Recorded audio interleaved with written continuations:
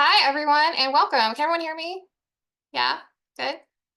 My name is Nancy Trey, and I am a St. Johns County parent, and I'm also a St. Johns County community organizer for an organization called Families for Strong Public Schools, a wonderful nonpartisan nonprofit that I'll share a little bit more information about at the end. I want to thank everyone for joining us. Obviously, I think this is a very important issue. I know a lot of parents and students and people in our community think it's a very important issue also. So thank you for joining us today. I especially want to thank the League of Women Voters, Jacksonville First Coast, for helping us to put together this event and co-hosting it. I especially want to thank Ms. Rona DiCamillo, who is with us. And Rona, did you want to say a couple words? And thank you for all your help with this. No, thank you, Nancy. You've done the heavy lifting on pulling this together. I just wanted to briefly introduce the League of Women Voters. I am the vice president of our local league, which covers not only St. Johns counties, but Duval, Clay, and Nassau. We are also a nonpartisan, but we are what we call a political organization in that we don't endorse any candidates or political parties, but we do take positions on issues.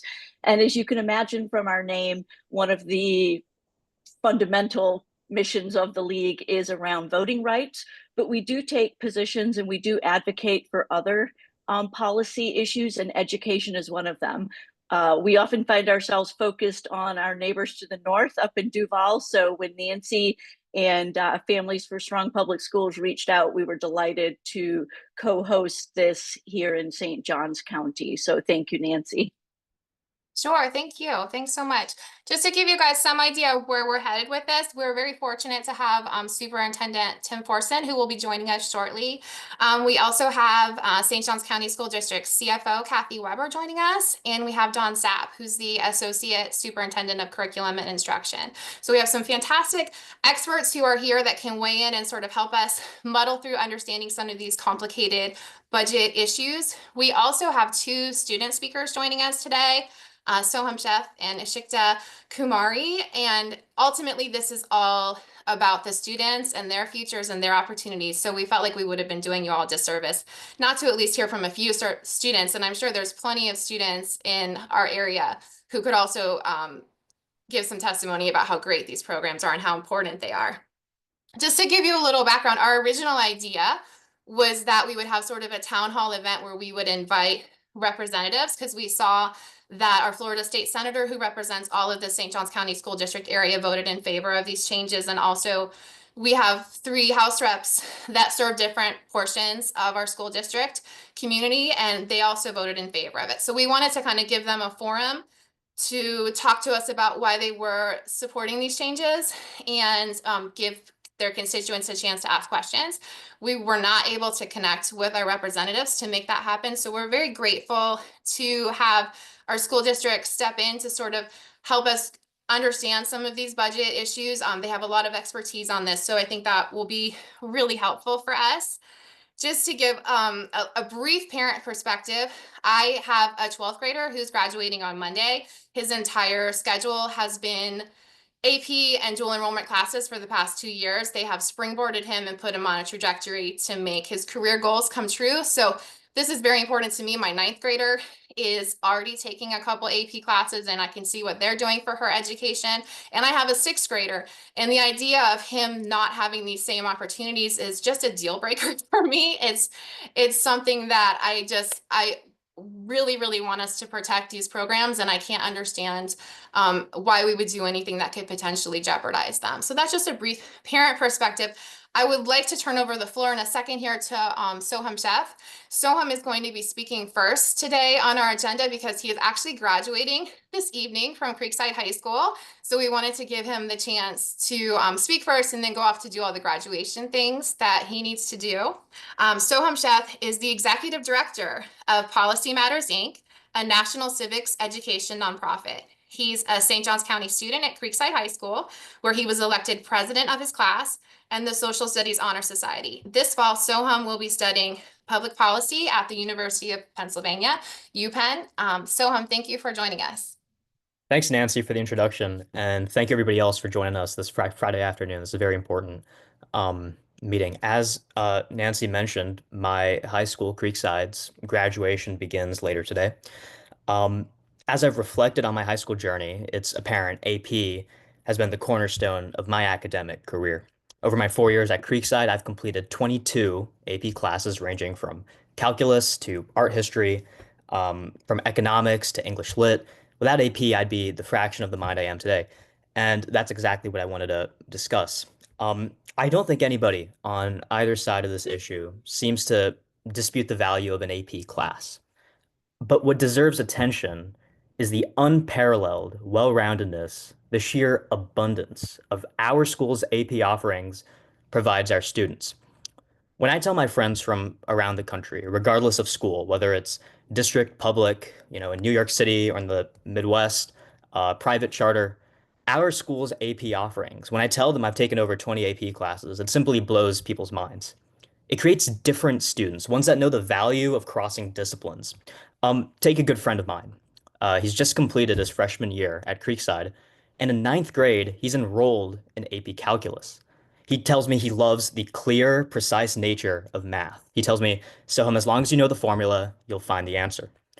And this same mind has turned out to be one of the strongest debaters I've ever seen in our speech and debate program. He uses his rigorously logical mind to dissect qualitative, humanistic, gray areas in arguments, providing a real fresh perspective. And what a shame it would be for him, his peers, if a mathematician was robbed of the opportunity to speak up at a US history Socratic seminar or provide a unique angle in an AP English essay. In our society, so focused on preparing kids for the workforce as early as possible, in an economy, changing more rapidly than ever with the rise of AI, it's more important now than ever to instill the values on what a liberal education was designed for, to teach the mind how to think, not just what to think. And I now have the great fortune to represent St. Johns County Schools as a student in one of the nation's foremost interdisciplinary programs, philosophy, politics, economics at UPenn. And for this, I absolutely credit the abundance of AP offerings here in St. John's and urge us to do everything possible to preserve the intellectual freedom that comes with optionality at the highest possible levels for our students. Thank you. Thank you so much, Soham. That was fantastic. And congratulations. I hope you have a great night with your graduation. Thank you so much for making time for us. Thank you, everybody. And now I would like to go ahead and turn over the floor. I believe Mr. Forson, our wonderful superintendent, has joined us. So I don't know, Mr. Forson, if you would like to talk us through some of these changes and what they could potentially mean for our school district. Thank you so much for making time for us today. I know this is a really busy time of year. No, thank you, Nancy, for doing this and hosting this. And I hardly want to talk behind Soham because he is an amazing orator and an amazing person who just really proud of our system when you hear him speak and when you hear him share what he has. So what I'd like to do, if we can, is I'm going to kind of paint a big umbrella picture of the whole budget situation as it stands.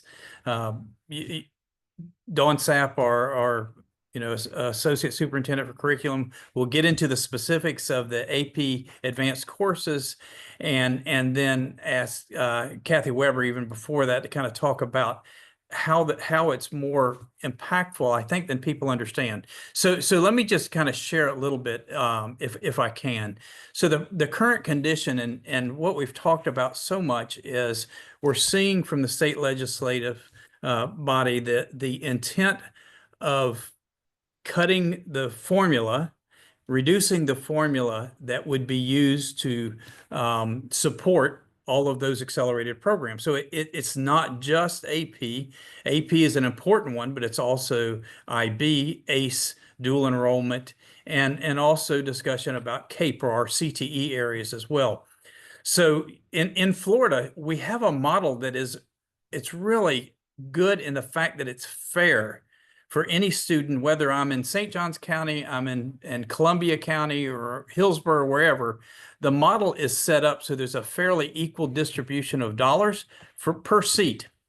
The problem being in that as a legislative body today, the solution that they're looking to address is really how do we, and I know I sound like I'm going off the topic, but I'm not. I want to bring us back to it. Is right now the legislature is in a big battle and discussion about cutting taxes. So what does that look like? Does that look like sales taxes across the state, or does that look like property taxes? And depending on whether you're sitting in the House or you're sitting in the Senate or you're listening to our governor and our leadership, what it should be varies. And so as an educational system, we are one of the primary funded elements of the state budget as it's built and as it's designed. And so when you look to fund education and you're going to say, as legislators, education cannot cost us any more than this, whatever the ceiling is. And that's pretty much predetermined as to where that's going to be based on the decisions they're trying to make. I say all that very generally to say when we really get down to it, what has happened is as they have examined the education budget in Florida, it is being done in kind of a silo or singular nature. So to say, how can we reduce some of the spending? How can we reduce some of the revenue that comes into the public education in Florida in a way in which maybe it's overfunded, or maybe it's aware that can be taken back so that we can get to a reduction in property tax or sales tax. So remember what the ultimate goal is, and that ultimate goal is really important because as legislators, they're looking at what is the strategy or the path that I can get to this number. And so what you've heard, and I know I saw some of the questions that are posted. Before I go farther, I do want to say I've been to Tallahassee several times this session and talked to a number of individuals. I do want to give thanks to Representative Kendall because she specially set up a time that I could sit and speak with her, the chair of the budget subcommittee in the House, and with staff members. So it was helpful to do that. And what I take from that is a desire to understand what they're being presented with, what's being shared to us. So I'm going to say, here's the budget that's being proposed for education in Florida in this legislative session. And one of the ways that it's looked at or examined is to say, well, we wait or we provide additional funding to these advanced courses. And it actually has the ability maybe to pay for more than just those courses. Here's what you can't do, and I'm going to just be honest with it. As a legislative body, and when they're trying to determine the budget for education, you can't take away a funding source that is enabling schools to do all the things they do today. So if we say, okay, there are extra dollars in AP or IB, what is happening with those dollars? They are providing sources and resources throughout the system, or providing us to use other dollars to make sure that all the resources are there from pre-K to 12. And so one of the chief problems is this examination to say, well, if I look at the money for an AP course and it's $1,400 that is earned for that seat, then that should be more than enough. Now, remember with AP courses, I don't want to get into the detail. Dawn can talk about what it costs to run those courses. But the fact of the matter is you're able to do what Soam has shared. You're able to provide that depth of accelerated programs by those funds. You pay salaries, you pay incentives to teachers, you're paying for exams and all those different things. But in order to do that, you need those funds. If you don't have those funds, you will drive back into general revenue dollars. And actually, in the end, you'll be reducing resources, not just in accelerated programs. You'll be reducing resources and opportunity throughout the system. Because if I took that thought pattern, let me just give it, here's the principle by which it works. The legislators told, here, you get more, the schools get more money for accelerated programs than they actually have to have or need. If I use that thinking for instructional materials or for transportation, then I would say I should only provide that resource until the dollar runs out. So giving transportation as an example, if they say, okay, you use the dollars that are given to you for that purpose, then I would probably shut down our buses in December or January because we run out of money. So you have to understand in the classroom, general revenue dollars that should be used in the classroom being used honestly to pay for fuel and to pay for bus operators and to pay, because transportation is only funded less than 50%. Instructional materials is less than holistically funded.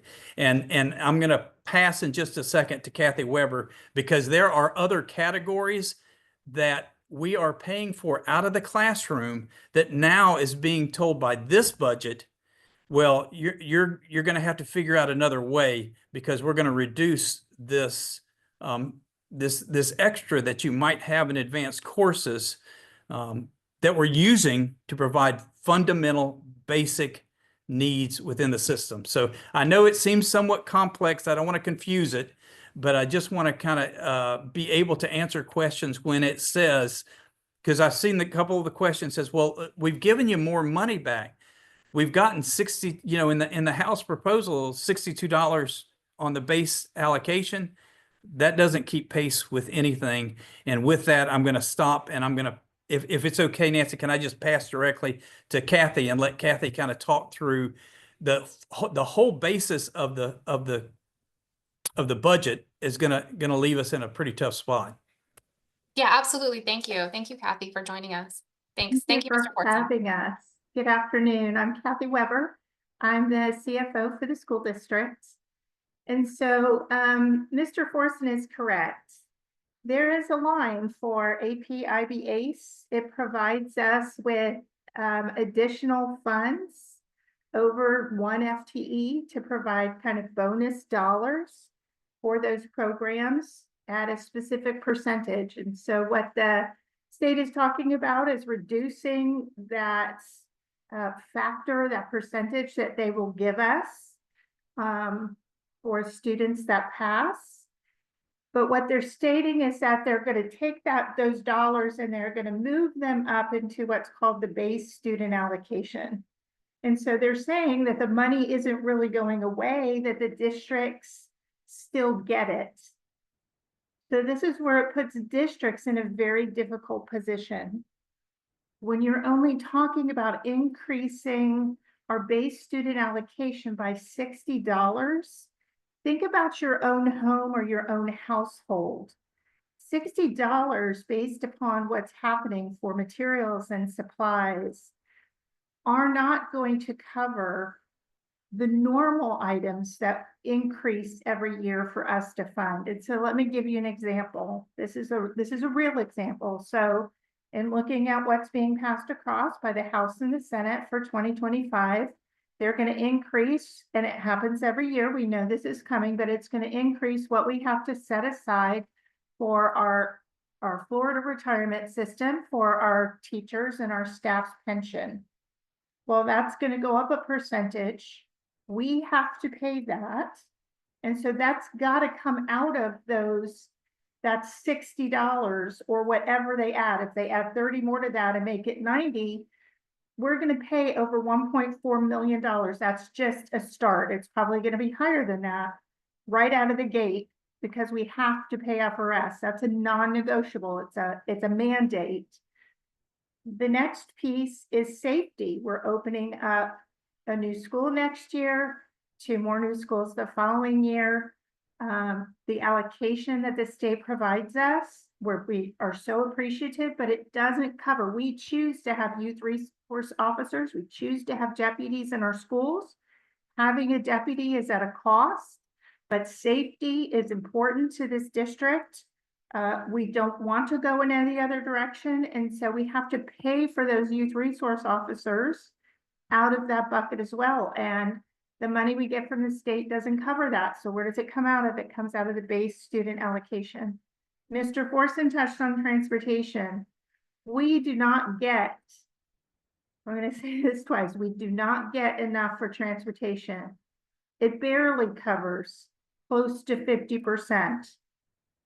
So we put in almost $16 million a year above what the state provides to us in order to transport students safely and securely every single day to school. And so when they start talking about taking money out of one program and putting it up into the BSA and then telling us, well, you can go ahead and still fund AP-IB-AICE the way that you've continuously been operating, we can, but decisions have to be made and determinations have to be made about, okay, so then what doesn't get funded? And there are things that we know have to get funded, that are mandated to get funded. And so it's very important that that money to us stays the way that it has been funded so that we can continue to do the great things that we do for our kids every single day. And so that was kind of a high level, but I'm going to stop there, Mr. Forson, unless there's something else you would like me to add. No, I appreciate it. I think that's the piece that hopefully we can get an understanding of, is that it can't stand alone. It doesn't stand alone. You already utilize that accelerated resource of dollars to cover some gaps that aren't fully funded. And that's the reality, and that's the truth. And let me just pass back to Dawn if she just wants to be a little more specific about, well, what do we do with this and how do we utilize it? What are some of those expenses? Hey, good morning. So thank you for the chance to speak with you all today. So what do we actually use the money for? Mr. Forson touched on it, but you know, we do use the dollars that are allocated in order to make sure that first and foremost, we can pay all the fees associated with these programs, which are exam-based programs. And so, you know, we work with a third party and, you know, we have to make sure that we can pay all of those fees. Our teachers earn a bonus when they are successful with their students. So we have to make sure, yes, and that is statutorily driven. We have to make sure we can pay that. As you can imagine, there are very rich resources inside these rooms. And we use those dollars to make sure that we can maintain and continue to provide the best resources for the students. And then I'd also, you know, like to add, I really liked what our student speaker said when he said, you know, there's an abundance of offerings. I mean, we have made it a priority to make sure that our students do have access to these high-level courses. And just to help everybody understand, every classroom is not always full. In other words, let's just say you're offering a high-level AP Physics course. You may not have 25 students, but let's just say you have 14. Well, we would want to run the course for the 14 students. And as he said, we want to have an abundance of offerings. And so the funding also allows us to have those offerings, have a menu for the students to choose from that meets their individual needs. Did I cover it, Mr. Forson? Is there anything else in particular? No, I think that's great. I think just last in closing, I do want to, I'm not trying to protect legislators, but I do want to think about this. You know, our local delegation is a freshman delegation, is new to their roles and their positions.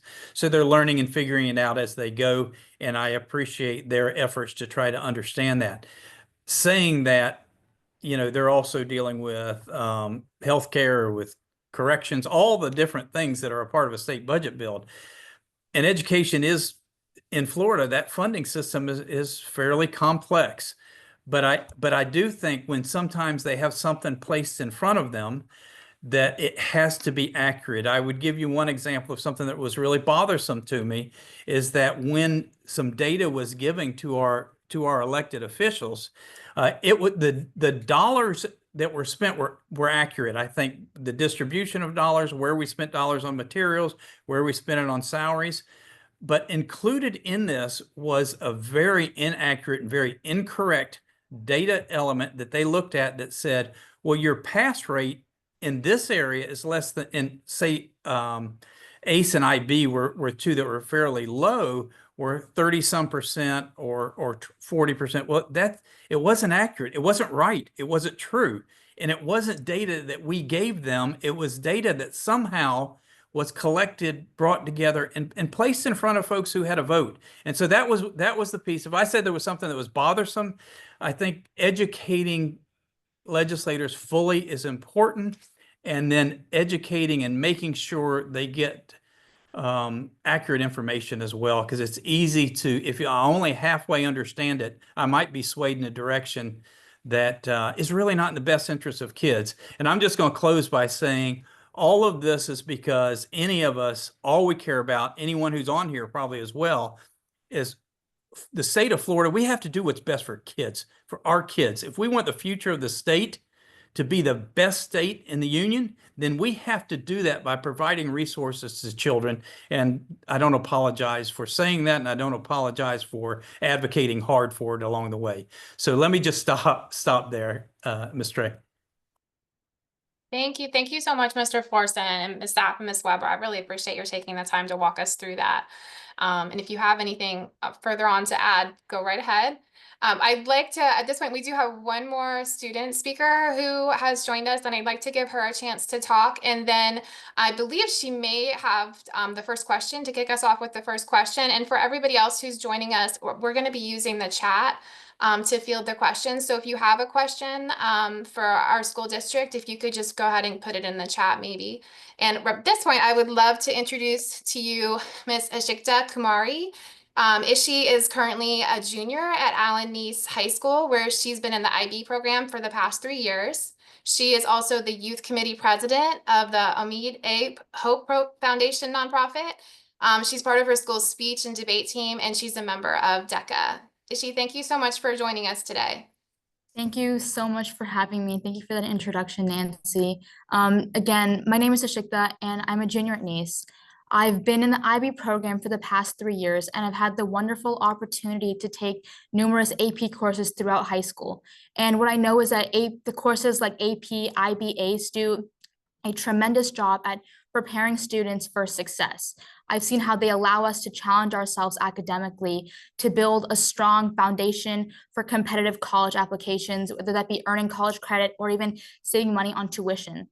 But one thing that I feel sets these courses apart from just any regular class is how they push students to think critically. As a student in the IB program, a big part of IB is learning how to examine the theory of knowledge. We examine how things we learn about in real life are affecting us and affecting our communities. And for me, being immersed in an environment that stimulates growth and success was due to the quality of education provided by my teachers and my school and the St. Johns County School District.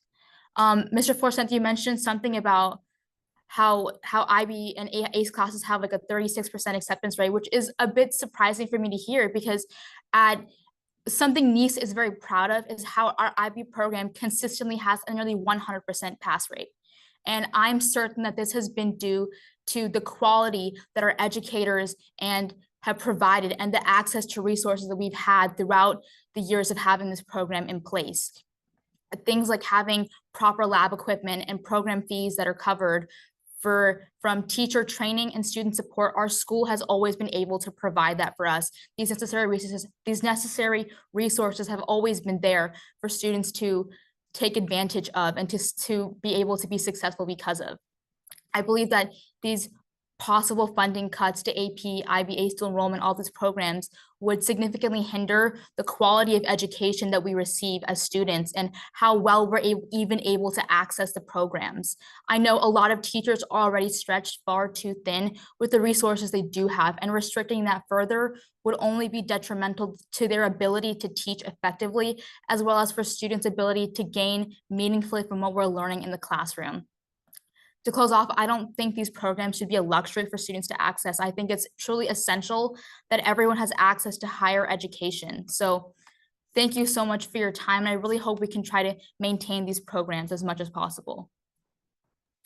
I have one question I would like to ask. I think if these programs were to be cut, do you see that students would have limited access to accessing the programs? Could this mean that students who are out of zone would be placed at a greater disadvantage to become accepted into the programs and have to, access them? That's a great question. I know that Ms. Sapp could probably respond to that better than I, but I'd also like, I ask Ms. Sapp to respond, but Ms. Sapp, if you would also just kind of respond to, because yes, when I made the statement about the pass rate, it was disturbing and alarming to us as well, because it's not even close to being accurate. Like you said, it's not. We just added AP pre-calc, I think is right, a year ago or 2 years ago. And our pass rate for that course was over 90% in the first year of instruction and implementation. So let me pass back to Ms. Sapp.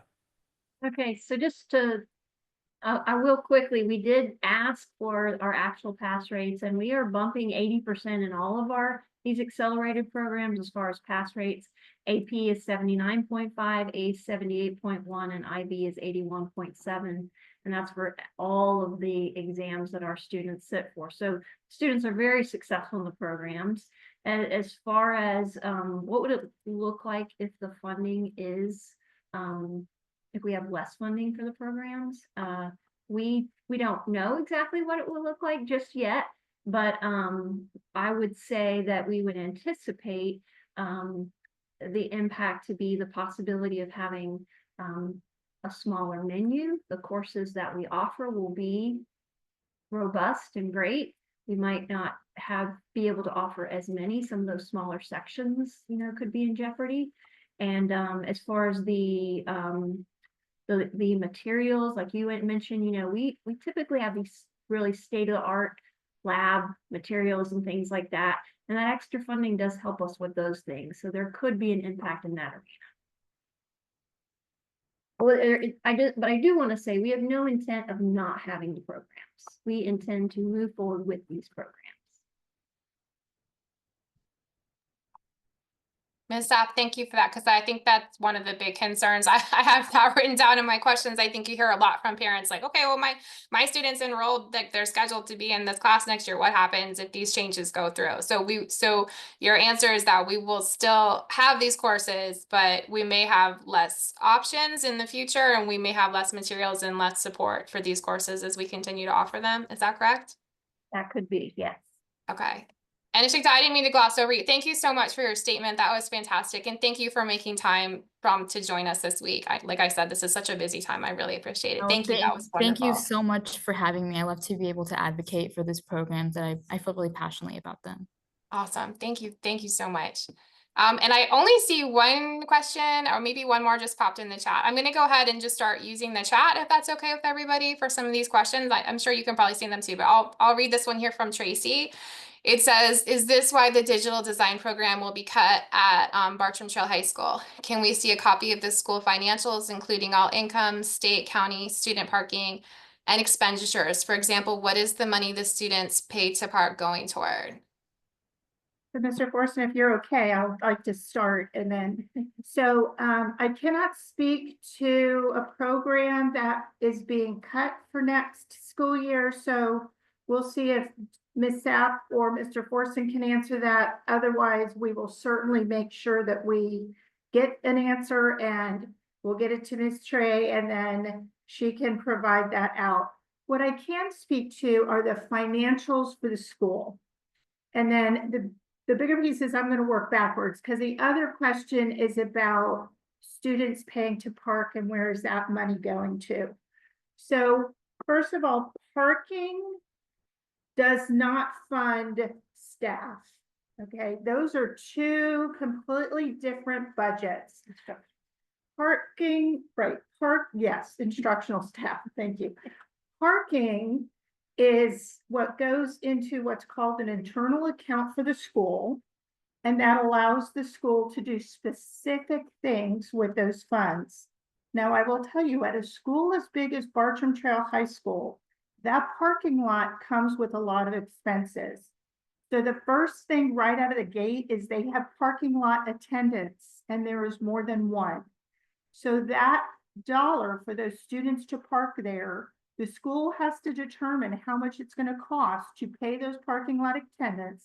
And it's not just salary, it's 38% additional if that person is getting our medical insurance, and we have to pay FRS, workers' comp, unemployment, etc. The next piece is the wear and tear on the parking lot itself.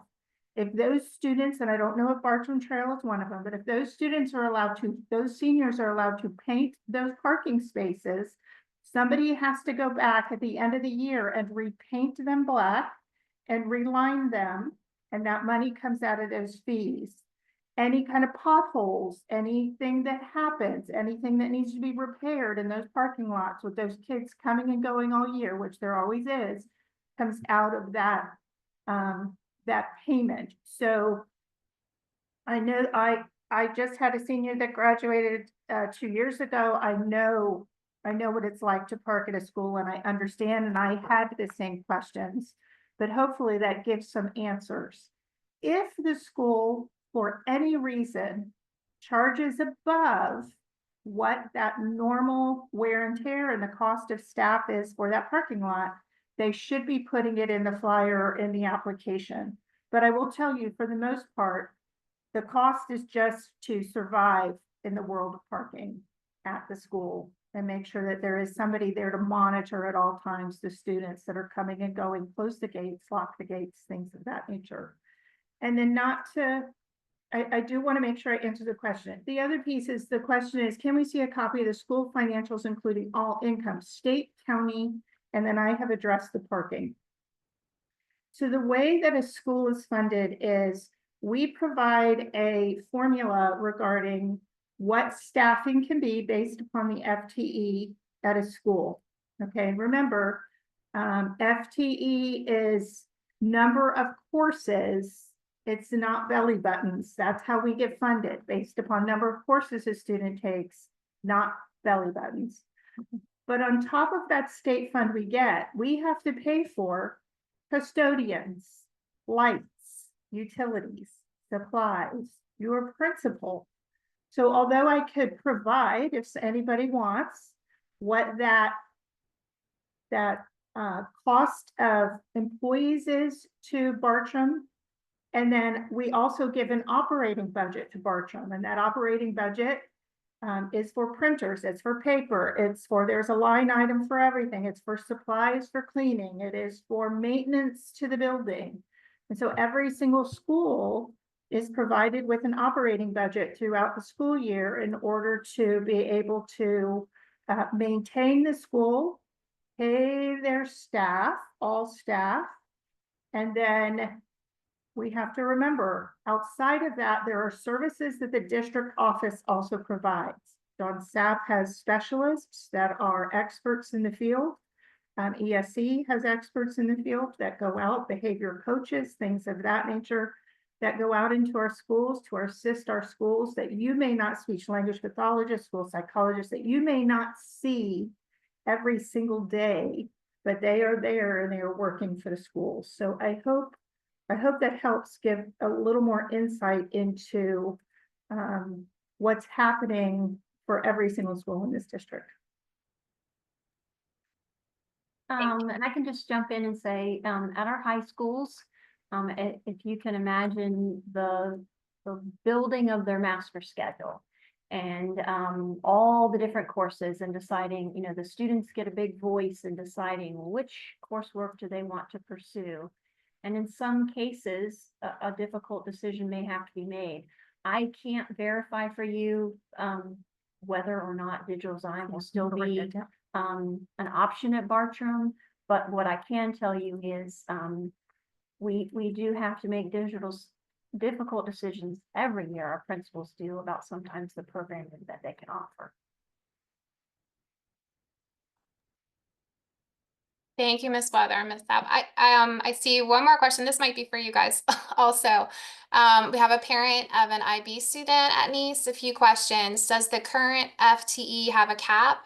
And what about the proposed FTE? Is the new proposed FTE being cut to 50% or eliminated altogether? If I can first touch on that, is that it's kind of based on how we say schools are funded in Florida. FTE stands for full-time equivalent. So a student can earn up to 1 FTE.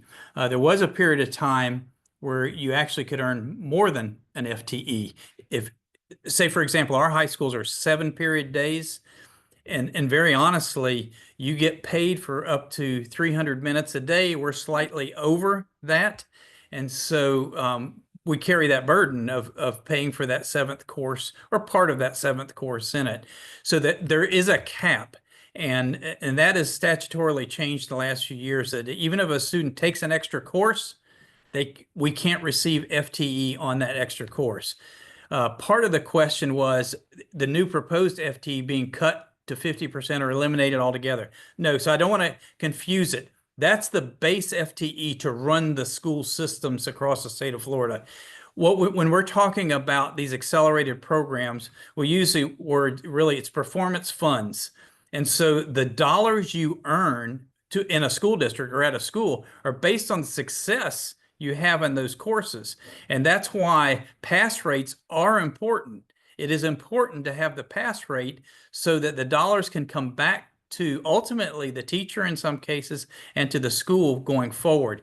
So the proposal is not to cut the base FTE, it's to cut the part of the formula that makes the determination of what that amount is per student in each course. And so that's what this reduction is. It's about the performance part of the funding to pay for accelerated or CTE courses that can come either through industry certifications or success on those exams. And hopefully that helps to answer that part of it. Thank you, Mr. Forson. I'm gonna try to shoot through some more of these questions. We've got more coming in now. I've got one coming to me from our PTO team, and they're asking, can you please elaborate on how this will affect dual enrollment? Is there anything more you can say about how this would affect those programs and courses in specifics? And I'm going to defer to Ms. Sapp and that team, because they understand that funding structure a little better than I probably. Thank you. Yes. I would say similar to the way that we anticipate impact to all of our programming.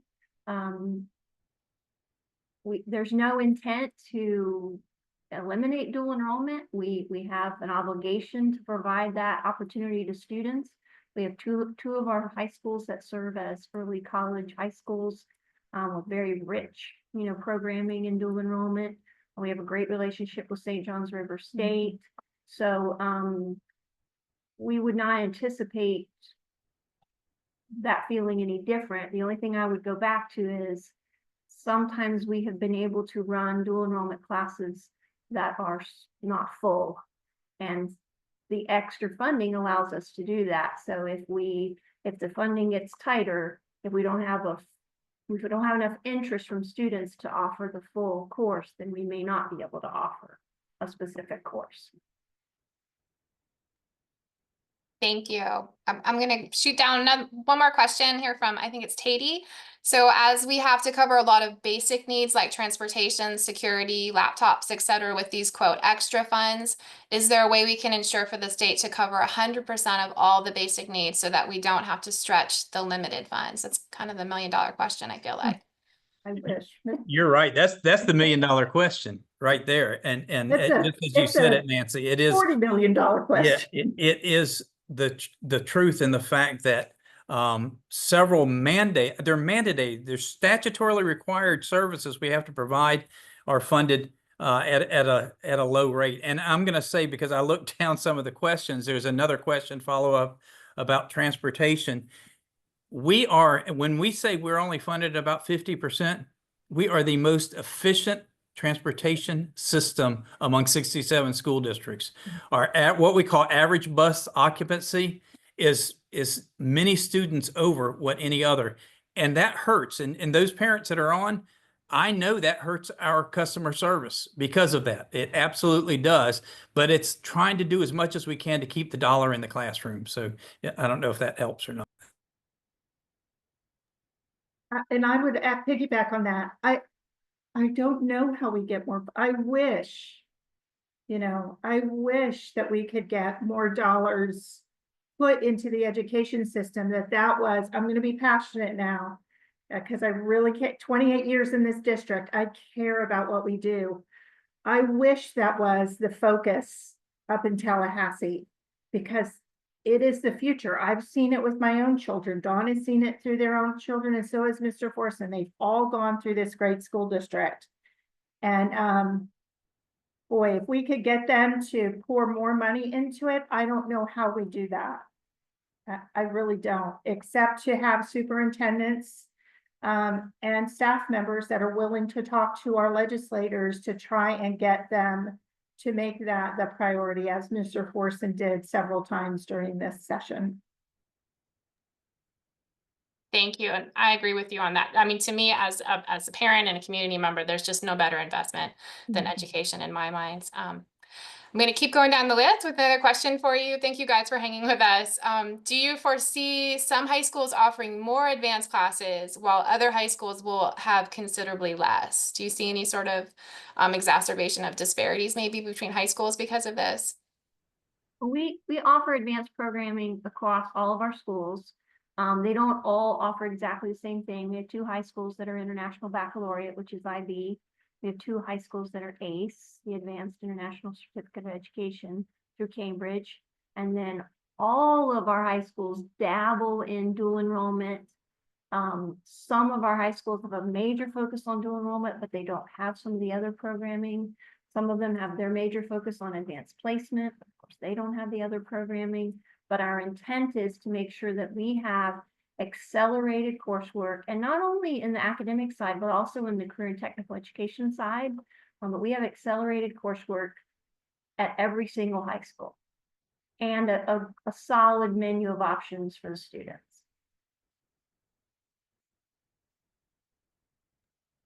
Thank you again. Sorry to keep just shooting questions at you guys, but we just have a little bit of time left, so I want to try to get to as many as possible.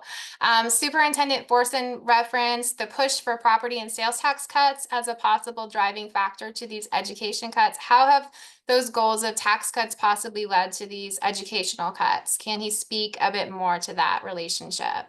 Yeah, if I can, I'm just going to kind of try to simplify it. So when the state builds their state budget, we often look at it and present it as a pie, okay? And education gets a cut of the pie. And just a few years ago, the educational cut of the pie was 33%. The cut of the pie now is less than that. It keeps declining.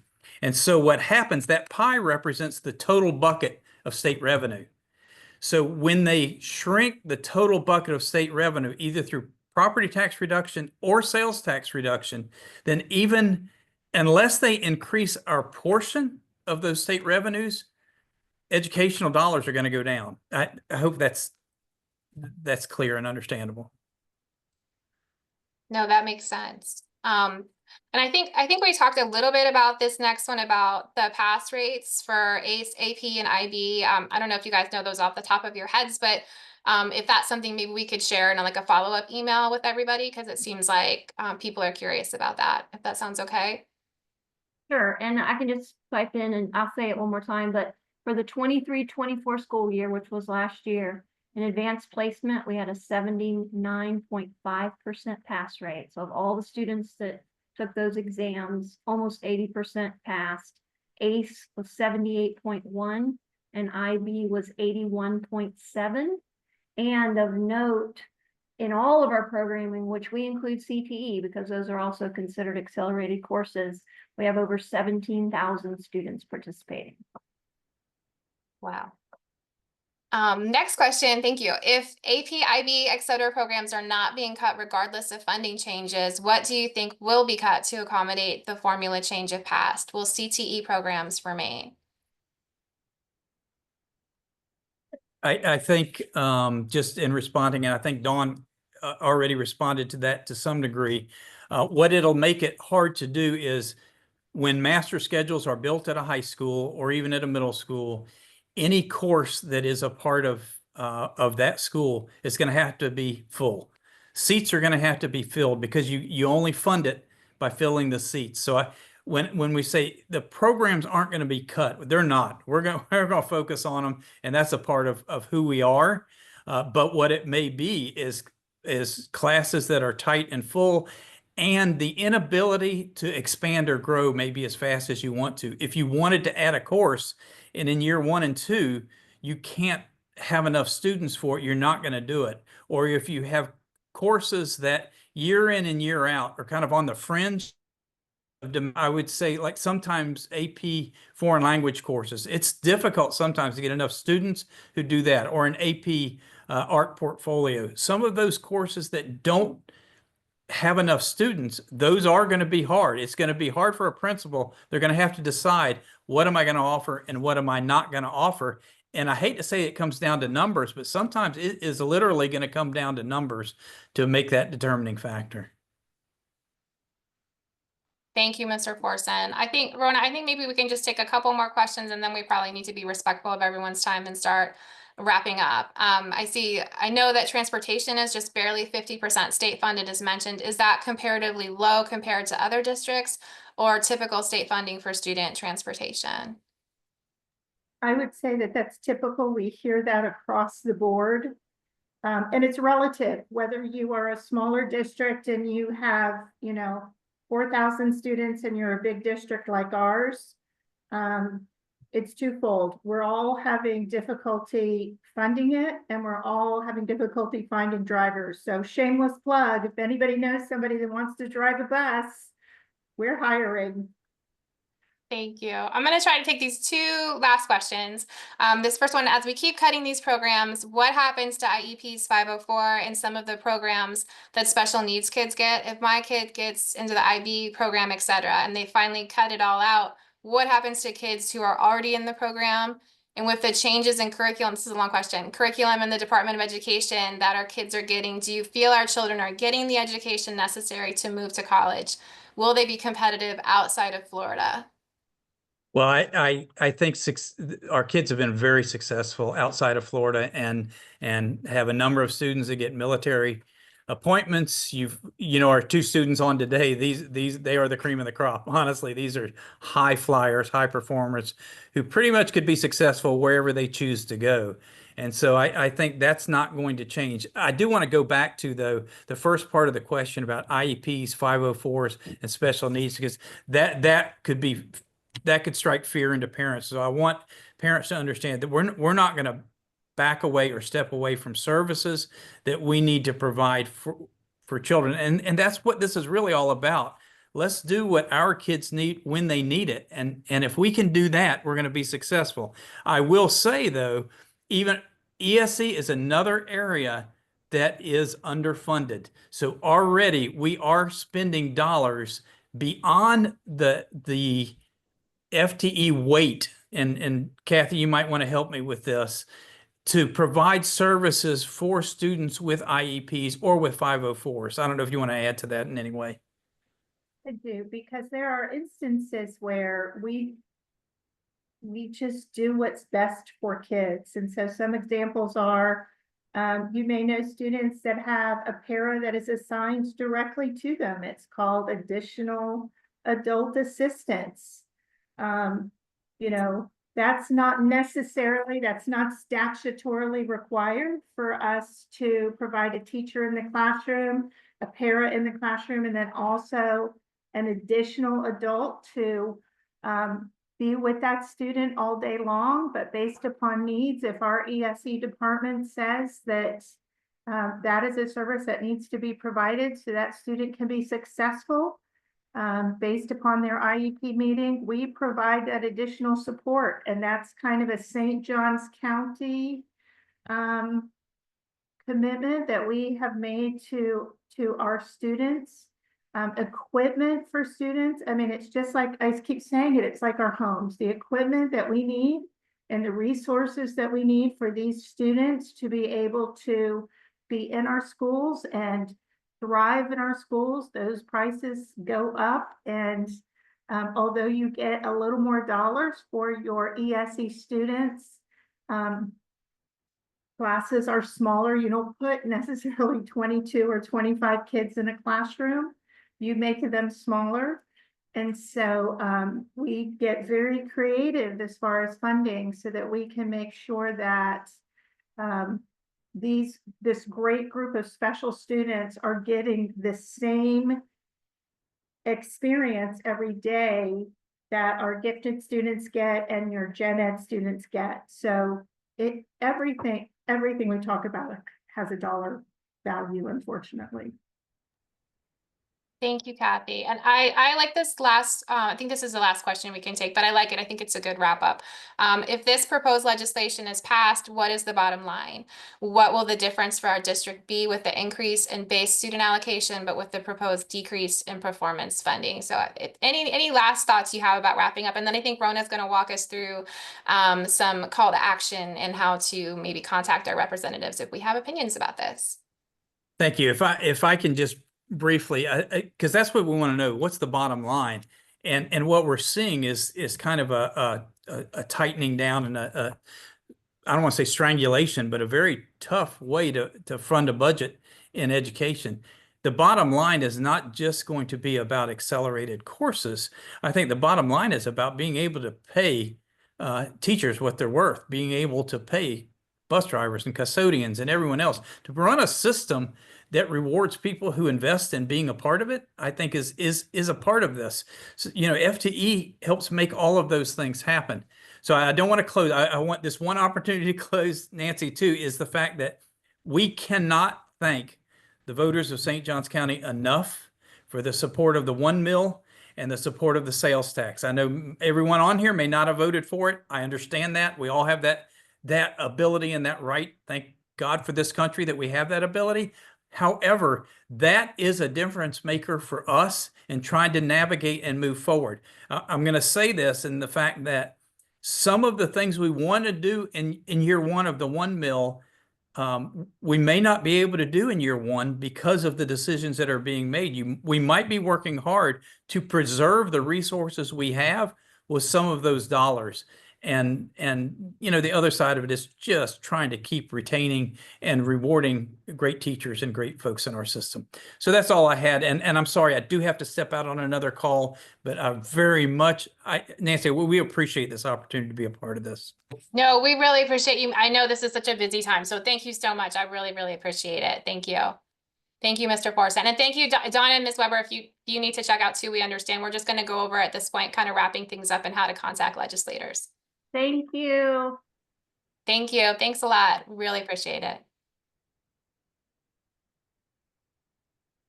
Nancy, hopefully you can see my screen. Yes, I can see it. Thank you. Yeah. So we wanted to end with a what can we as parents or former parents, taxpayers here in the state of Florida, what can we do?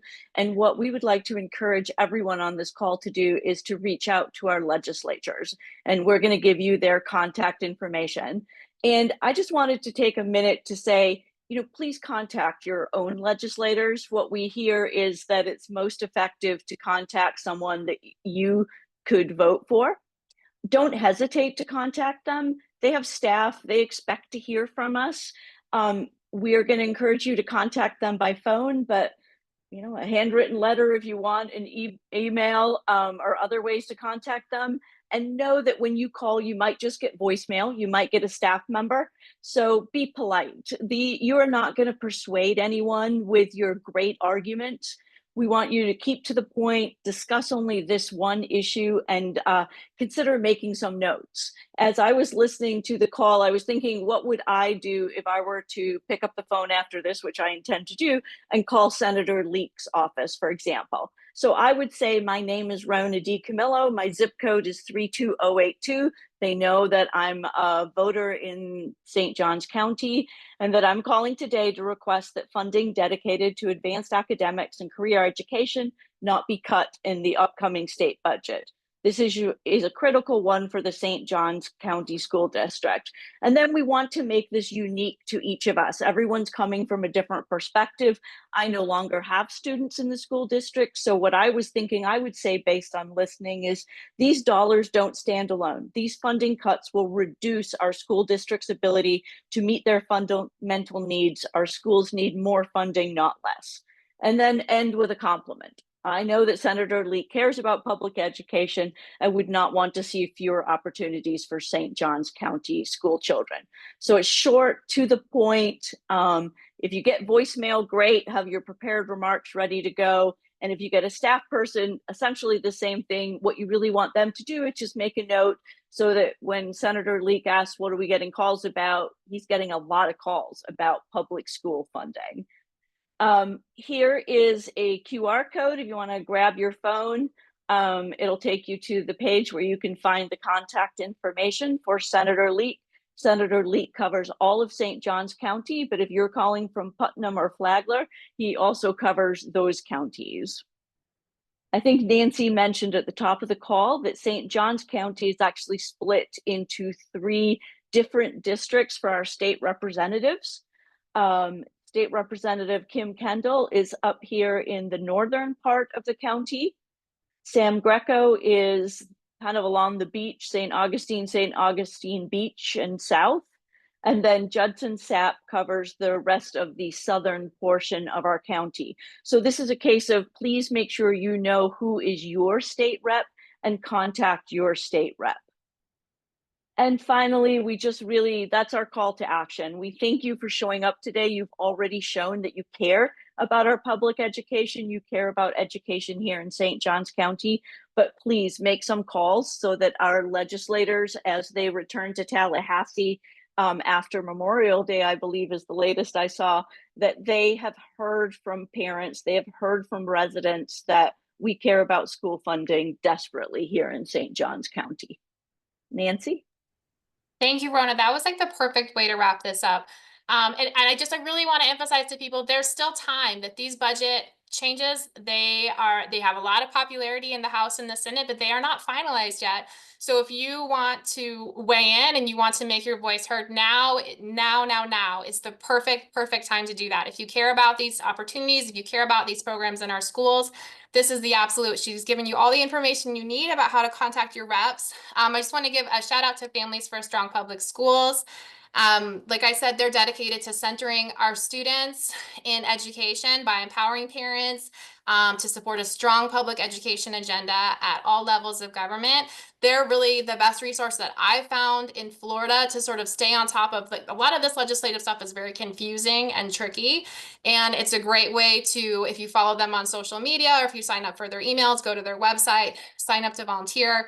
It's a great way to keep track of all the different moving parts that are happening right now in education in Florida and also across the country.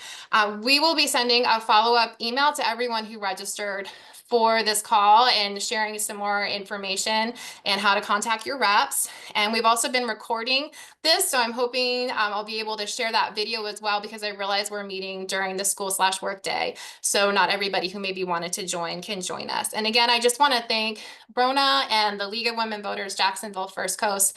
We could not have made this happen without them, and Mr. Forson, Ms. Weber, Ms. Sapp, of course, in our district, and our student speakers, Soham and Shista. They did a phenomenal job, and I really appreciate them taking time out of their school day and all that, and Soham with his graduation to join us. And I appreciate all of you guys for joining us. Those of you who are still with us, thank you so much for caring about this issue. And please feel free to reach out to myself or to Rona with any questions or concerns or follow-up. Thank you. Rona, do you have anything else to say? No, that was perfect. Again, yeah, just thank you and go make some phone calls. Yes, please go make some phone calls. Thank you all so much for joining us. Thanks a lot.